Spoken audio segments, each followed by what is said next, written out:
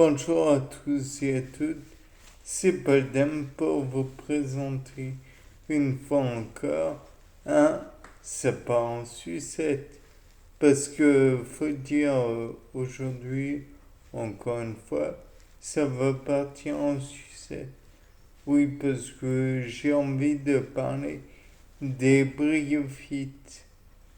Si vous ne savez pas tout à fait ce qu'est un bryophyte, euh, vous inquiétez pas, c'est un nom scientifique qui veut dire en gros mousse.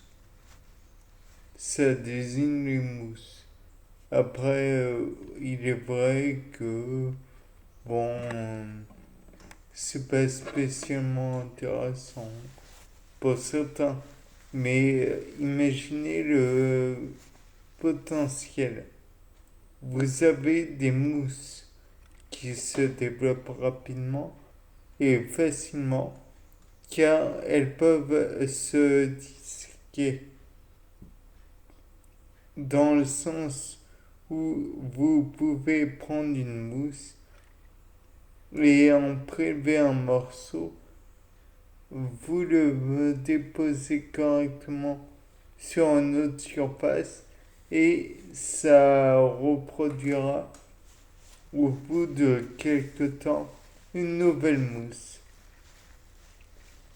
Bien sûr, on peut se dire, oh ouais, mais de la mousse, c'est pas hyper beau, c'est pas hyper intéressant, ça bouffe du terrain, c'est pas joli, et tout et tout. Mais le fait est que c'est un organisme chlorophyllique qui se reproduit facilement, donc qui peut être mis sur des surfaces telles que le toit, ça ne demande rien du tout. Comme certains broméliacées, pardon, tels que l'ananas, qui peut se développer un peu n'importe où. Et donc, dans ce cas, comme il ne demande pas grand-chose pour se développer, il doit bien tirer de l'énergie de quelque part. Et l'idée est là, du soleil. Il ne demande rien d'autre qu'un peu d'eau.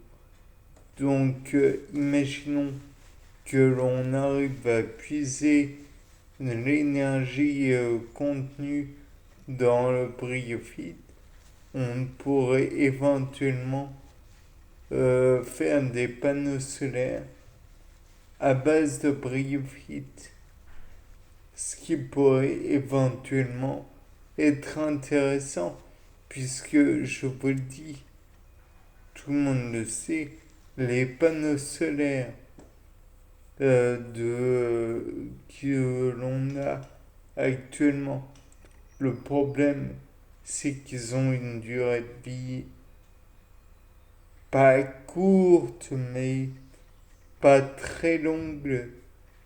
Donc, en ce qui concerne leur durée de vie, on peut dire que c'est pas assez rentable. Mais en revanche, le bryophyte, lui, il se reproduira tant qu'il a de l'eau et du soleil à disposition. Donc, peut-être pourrait-on exploiter cette capacité du bryophyte à se reproduire par dessiccation et dessiccation, pardon. Et en même temps, il peut se reproduire par, je crois, c'est de façon sexuée.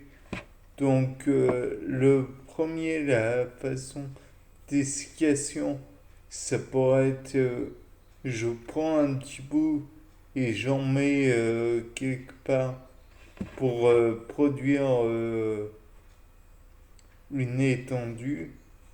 Et puis la façon sexuée, c'est une fois que je suis implanté, peut-être que je pourrais m'étendre sur une surface. Et donc là, on aurait le problème de de la vitesse d'extension du bryophyte. Bien sûr, pour l'instant, on ne peut pas dire que c'est de la technologie de pointe, mais une fois qu'on aura su exploiter le bryophyte, peut-être pourra-t-on retirer de l'énergie solaire. Le bryophyte, lui, il fait de la photosynthèse. Donc, à la fois, on prélève de l'énergie du soleil sous forme de lumière et il capte pour former de la matière, lui. Donc, c'est pas gênant.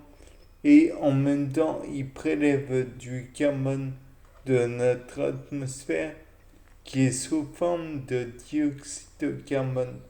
On l'a en trop grande quantité.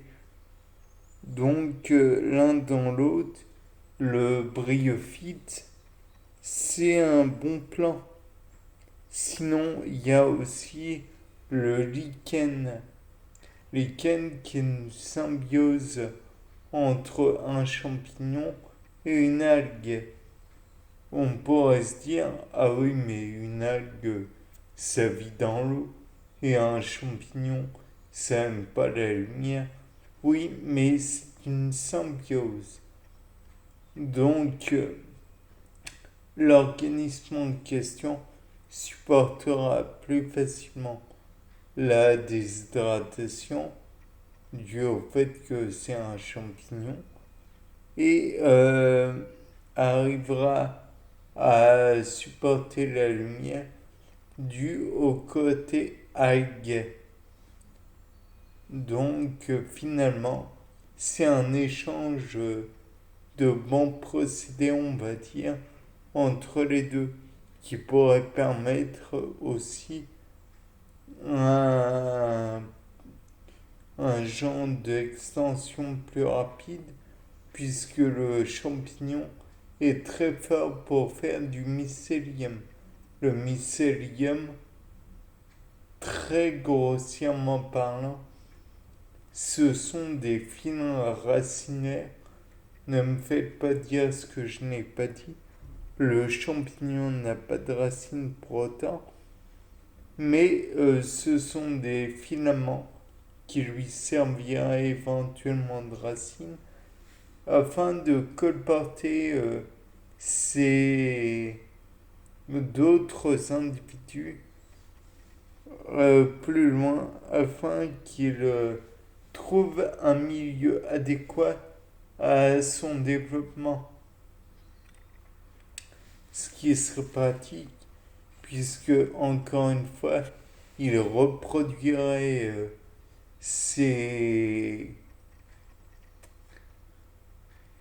les individus photosynthétiques, si on peut parler ainsi, et donc il pourrait éventuellement produire de l'énergie sur une plus grande surface.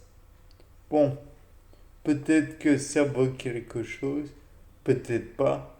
Maintenant, messieurs les ingénieurs, messieurs les doctorants, à vous de jouer et exploiter peut-être ces quelques idées. C'était Paul Dame. Au revoir.